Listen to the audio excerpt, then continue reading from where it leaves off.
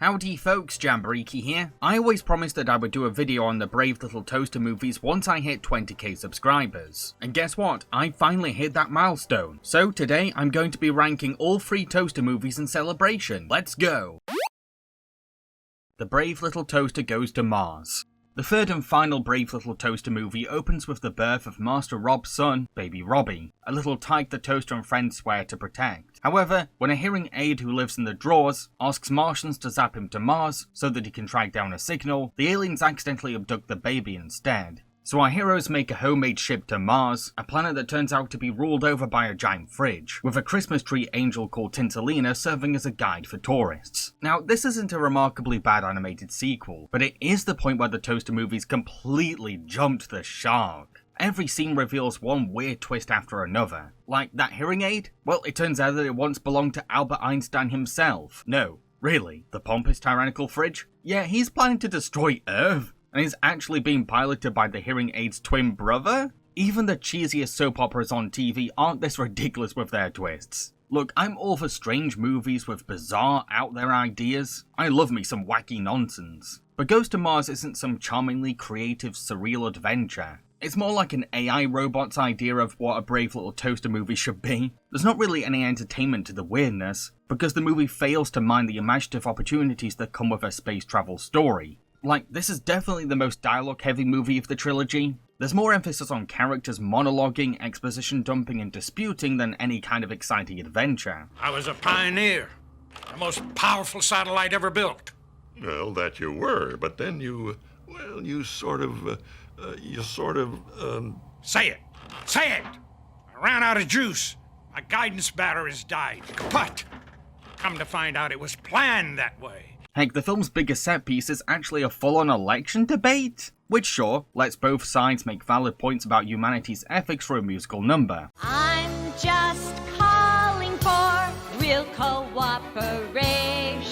With humans who cheat, Who smile, who overeat, they give you caresses. they fight.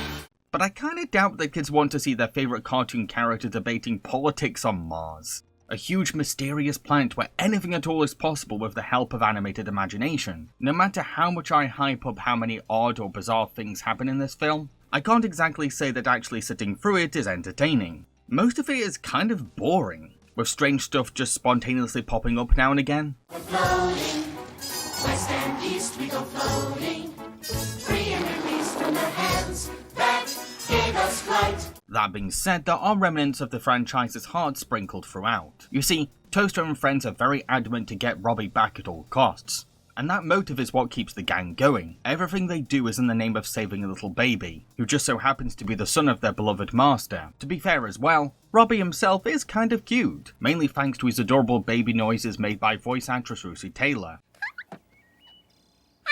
Rob, quick, come here. Look, Robbie's walking. I can see why Toaster and friends are endeared by him, and won't give up on protecting him. Heck, he's such a precious little thing that his innocent touch alone is what sways our villain into surrendering. But something made me remember the basic goodness of man. And what was that? The touch of a small boy's hand. The film does also stay true to the franchise's message of recycling, because the movie ends with Tintalina sacrificing her clothes to help everyone get home, but Rob follows his oath of always giving a use to abandoned household items. It's a Christmas angel. It was a Christmas angel. Well, Rob, one thing I learned from you is never to throw anything away. That sentiment from the original film is still here even by movie 3. Heck, the whole ending is pretty dang wholesome and festive. Sure, I never felt like our heroes had actually been on a big enough adventure to earn such an ending, but it's hard to not feel warm and fuzzy from this Christmassy goodbye to the trilogy. Come on, Robbie. Say Daddy or Mommy. To conclude, The Brave Little Toaster Goes to Mars is certainly the weakest of the 3 films, because it wastes a fun bonkers premise, and left me feeling glazed over. It was hard to find things to talk about. I had to scrimp and scratch for review material here. However, it will somewhat invest kids who are obsessed with space. Many children go through that phase, and it is hard to get annoyed at the film with an ending this Christmassy. I have seen much worse animated sequels, and its existence is kind of funny, but it does end the trilogy with a bit of a whimper.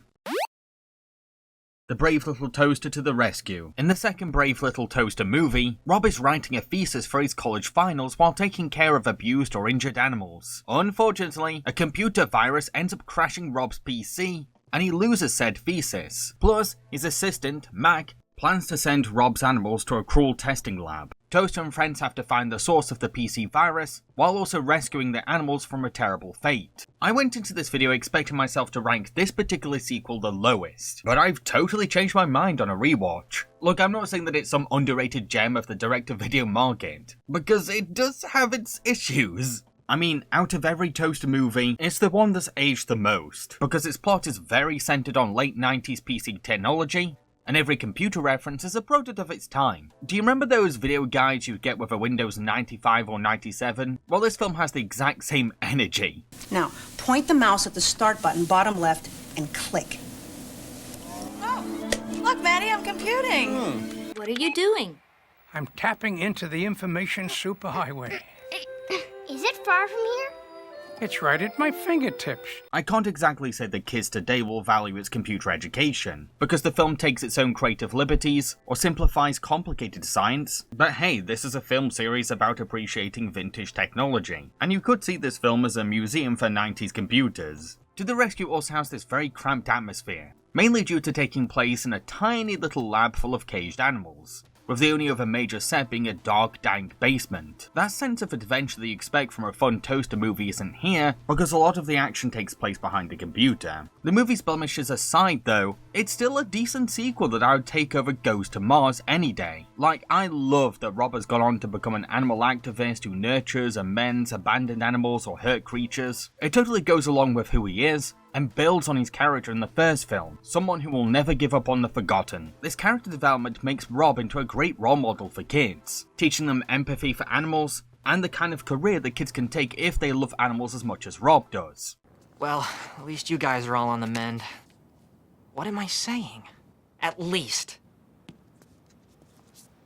You guys are what this is all about. That's not to say that Rob is written as some high and mighty perfect angel, because that would be boring and unrealistic. Like anyone else, he can make mistakes, from forgetting his partner's anniversary to losing his temper at small things. Chris, what are you doing? Helping.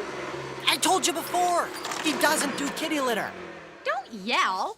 The animals themselves are so easy to feel sorry for, poor little creatures who have been through hell, but all appreciate what Rob has done for them. This is really important when the movie's biggest stake at hand is to protect these critters from being shipped away. I can't help but root for Toaster and friends as they struggle with and grasp technology that they don't fully understand, all to rescue these animals who deserve much better lives. So, what's the matter? You look pretty good back there. See the 15th tube from the right? Third level? Oh, you mean the WFC 111255. That's the one. Take a good look. Light, please. Holy cow, the filament's almost burned out. Heck, the animals themselves even play vital roles in the rescue, contributing whatever they can even though they're injured or traumatized. Hit that switch to the right. Cool color. How do you know how to do that?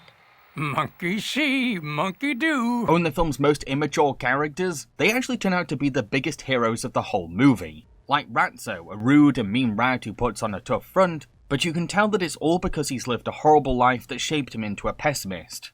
If you want to stare abandonment in the face, spend a little time in this hairy rat's shoes. Abandonment is my middle name. And deep down, he does want to help everyone, which leads to a rescue scene that made me genuinely tear up.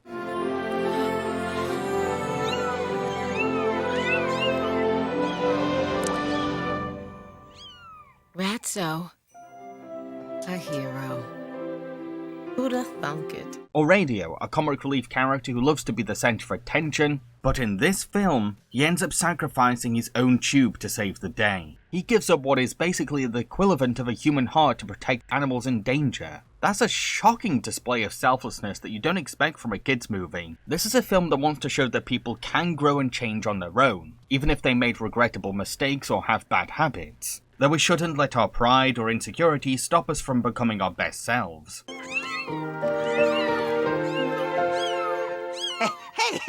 Hey, that tickles. Now, Mac isn't a villain on par with the greatest animated baddies ever, and I would not blame folks for finding him forgettable, but hot damn is he fun to hate. He's this sleazy creep who will happily hit on Rob's girlfriend right in front of him, never actually does the job he was hired to do, and gets a sick pleasure from selling off poor animals to awful fates. That's it? That's it. Load 'em up and ship 'em out. But first, there's a matter of a little cash. He's not exactly menacing or particularly charismatic, but I think kids will love booing and hissing at him every time he's on screen, and he's horrible enough to make his eventual defeat very satisfying to see. That's another great thing about this film, the super rewarding ending. After all the pain and stress that these characters have faced, the film gives them all a happy end that will make you smile or well up. All the animals find loving homes after healing, Rob retrieves his hard work, plus we get an adorable engagement scene that's simple yet cute. Just like the other Toaster movies, everything concludes on a sugary sweet note, but in this sequel it all feels so earned, because our heroes fought their socks off for their happy endings. To conclude, The Brave Little Toaster to the Rescue is the best of the two sequels to me. It's aged like milk in terms of computer education, and it has a little bit of the baggage that you expect from a straight-to-video sequel, but I won't deny that it has heart. Plus, it doesn't shy away from the cruelty of animal abuse.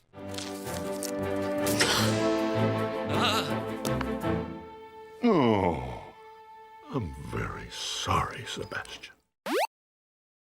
The Brave Little Toaster. Toaster, Lampy, Radio, Blanket and Kirby are a family of house appliances that have been abandoned in their master's childhood cabin. After years of waiting for him to return, they decide to go on a quest to find him themselves. Now, right off the bat, I'm sure that some of you are comparing this premise to Toy Story. That's because an adaptation of The Brave Little Toaster was first pitched to Disney by John Lasseter himself. So this film is bound to have remnants of what was one day going to be Pixar's Toy Story. It has the same beats as Toy Story, and while Toy Story did have its dark moments, Brave Little Toaster has a far more somber mood right from the start. What is it with you guys anyway? You act like you just came off the assembly line. Now get this through your chrome. We've been dumped. Abandoned. It's also packed with way more nightmare fuel, which isn't a bad thing. Sure, some of these scenes might give more sensitive kids bad dreams.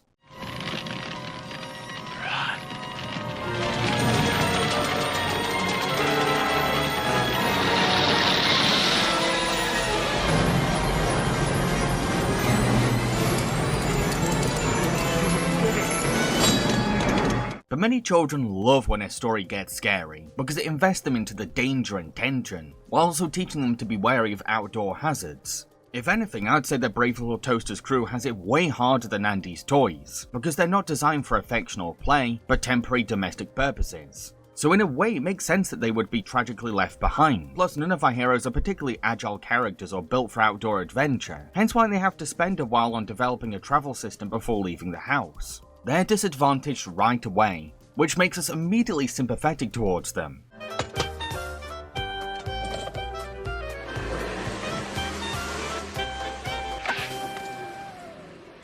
I also really love how each appliance has a special role within the team on their adventure. No one is slacking off or just tagging along. Toaster is the leader, Kirby is the vehicle/strongman, Radio is the navigator, Lampy provides light in the dark, and Blanky makes for a cozy tent.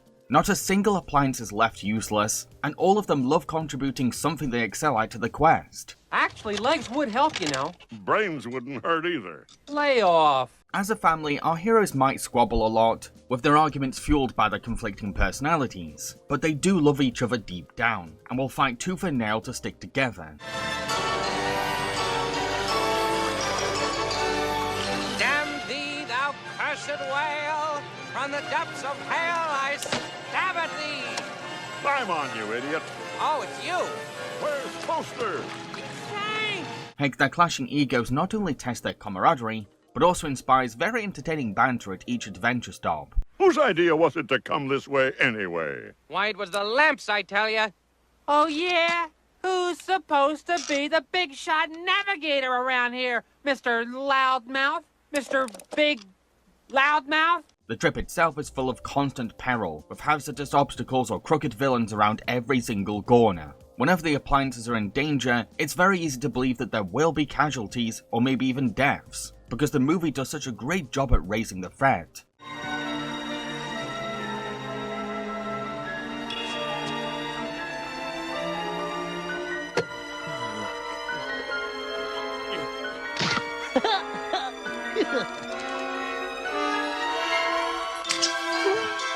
You'll end up begging for a chance for these appliances to find some kind of peace and safety. At the same time, there are some moments of relief between the action. Quiet breathers to let the characters settle down. What I love about these scenes is that they help emotionally develop our characters. From letting them feel deeper emotions than they would have had if they stayed at the cabin. No, it's just a reflection. I'm not a flower.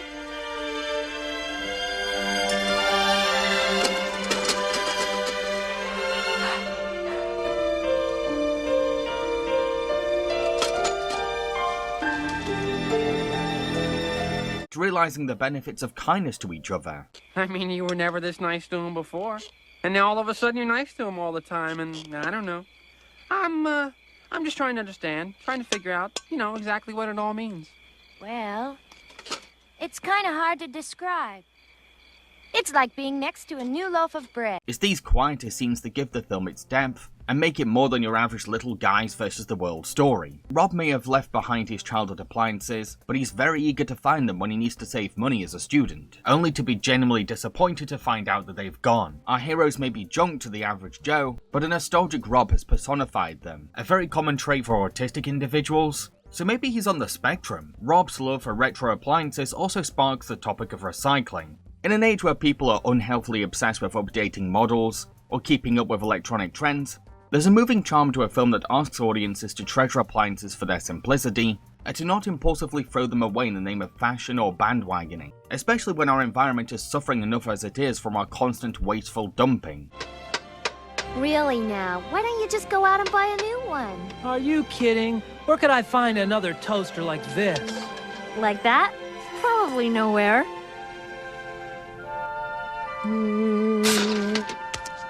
Aha! Anyway, what about the songs in this film? Well, out of every Brave Little Toaster movie, this one has the best soundtrack out of them all. Each song has a very distinct genre that sets them apart from each other, and I never felt like this variety of styles caused any kind of musical whiplash. This is because each and every song's sound is dictated by whatever a scene calls for. Whether it's a thriller-sounding song to hype up the horrors of a torture dungeon,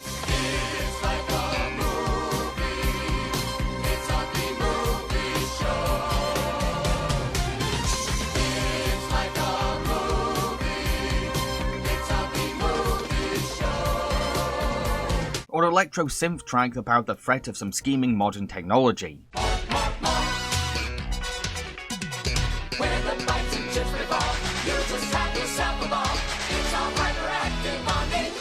From LEDs to CRTs, woofers, tweeters, antenna trees, and Ultra 9 on life of ease. It's a shame that these songs don't come to more people's minds when discussing animated musical numbers, because they all find that great combination of pushing the story forward and sounding catchy in a funky or groovy way. To conclude, The Brave Little Toaster might seem like your average kid's adventure film on its premise alone, but once you unscrew its surface, you can find so many unique things about it, like its dark brand of children's horror and celebration of recycling vintage items. There are reasons why 80s kids turned it into a beloved cult classic. So that's my official ranking order. Which Toaster movie is your favourite and why? Let everyone know in the comments below. Plus don't forget to subscribe, click notifications, like and share. I've been Jambareeqi. Cheerio folks.